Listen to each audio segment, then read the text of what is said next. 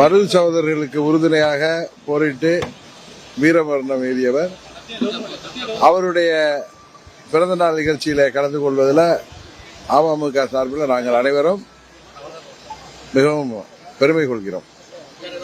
அமித்ஷா பாஜக அதிமுக தலைமையில கூட்டணி ஆட்சி அமைகின்றாரு. குமார் பழனிசாமி தலைமையில தான் எல்லாமே அமையும் அப்படின்றாரு. அதாவது என்டிஏ கூட்டணியின் முக்கியமான கட்சி இந்திய அளவில் பாரதிய ஜனதா கட்சி தலைமையிலான கூட்டணி தமிழ்நாட்டில் அம்மாவுடைய கட்சியின் தலைமையில் சட்டமன்ற பொதுத் தேர்தலை சந்திக்கும்னு மத்திய உள்துறை அமைச்சர் மாண்புமிகு அமித்ஷா அவர்கள் தெரிவித்திருக்கிறார்கள். அவர் சொல்வதன்படிதான் இன்றைக்கு இங்கே கூட்டணி அமைந்திருக்கிறது. ஏற்கனவே என்டிஏ கூட்டணியில் உள்ளவர்கள் இன்றைக்கு தமிழ்நாட்டிலே கூட்டணி திமுக வீழ்த்துவதற்கு இன்னும் பலப்பட்டிருப்பதில் நாங்கள் அனைவரும் மிகவும் மகிழ்ச்சி கொள்கிறோம்.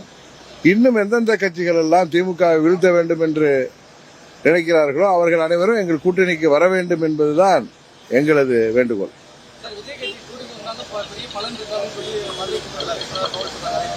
யார் பேசினாரு? அது உள்கூட்டத்தில் அவர் என்ன பேசினாரு நம்மளா எல்லாம் சொல்ல முடியாது.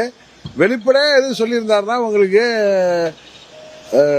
ஊடகத்திலேயோ இல்ல பப்ளிக் மீட்டிங்லயோ பேசியிருந்தா நம்ம அதை கருத்தை பத்தி நம்ம சொல்லலாம்.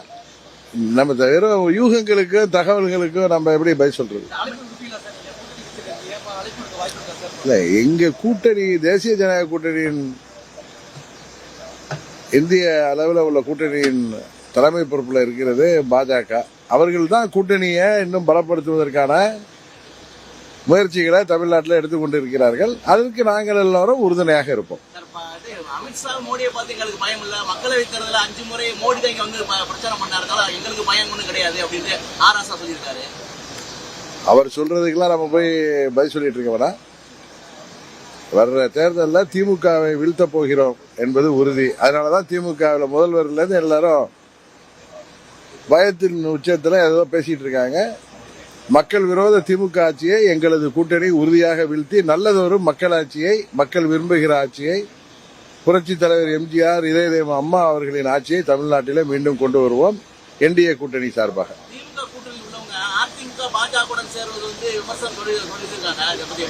ஏற்கனவே திமுகவும் 99 2004 வரைக்கும் பிஜேபி கூட்டணியில மத்திய அமைச்சர்களாக இருந்தவர்கள் தான். அன்றைக்கு அவர்கள் எப்பயுமே மாத்தி மாத்தி பேசுறது உங்களுக்கு தெரியும். அதனால அவர்கள் பேசுவதெல்லாம் பெருசா எடுத்துக்க வேணாம், பயத்தில் பேசுறாரு.